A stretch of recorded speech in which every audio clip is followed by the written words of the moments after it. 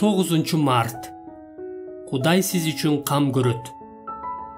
Демек, Кудай силерди өз убагында жогору көтөрүш үчүн анын күчтүү колунун астында моюн сунгула. Бардык түйшүктөрүңөрдү ага тапшыргыла. Анткени ал силер үчүн кам көрөт. 1 Петр 5-бөлүм 6-7 аяттар.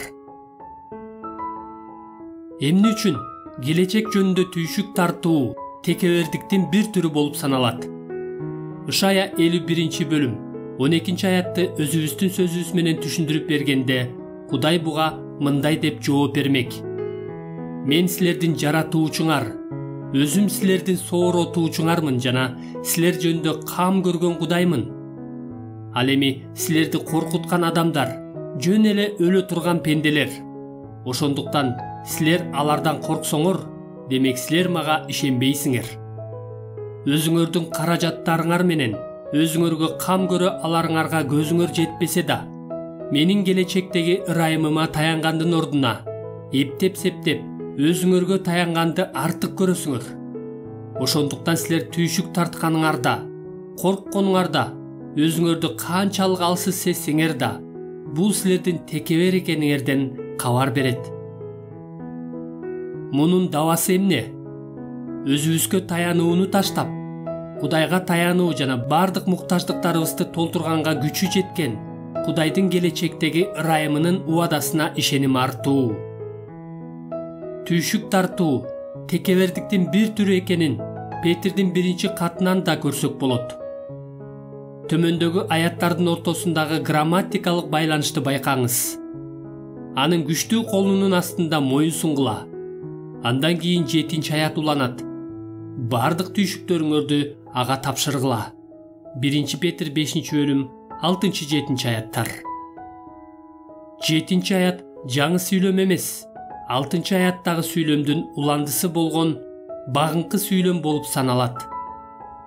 Бул эки аят түп нускада бири-бири менен төмөнкүдөй байланышып турат. Бардык түйшүктөрүңөрдү ага тапшырып, анын күчтүү колунун астында моюн сунгула. Демек, түйшүктөрүбүздү Кудайга тапшыруу Кудайдын күчтүү колунун астында моюн сунуунун бир жолу болуп саналат. Муну мындай сүйлөмдөргө окшоштурсак болот. Тамакты оозуңду жаап жеп, чалпылдатпай чайнаганды үйрөн. Же жолдон көзүңдү албай, унааңды этият болуп айда. Же ыраазычылык, түшүм майрамында үйүңө бирөөнү конокко чакырып, өзүңдүн берешеңдигиңди көрсөт. Же түйшүктөрүңдү ага тапшырып, анын астында моюн сунгула. Кудайга моюн сунуунун бир жолу бул бардык түйшүктөрүбүздү ага тапшыруу. Демек, бизге түйшүктөрүбүздү ага тапшырганга жол бербеген нерсе бул текебердик. Демек, орунсуз түйшүк тартуу, кабатырлануу текебердиктин бир түрү болуп саналат.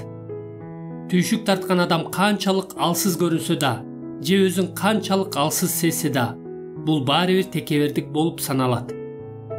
Бирок, эмне үчүн Теңирге түйшүктөрүбүздү тапшыруу текебердиктин карама каршылыгы болуп саналат? Себеби, текебер адам түйшүк тартканын же өзүнө кам көргөнгө кудурети жетпегенин мойнуна алгысы келбейт.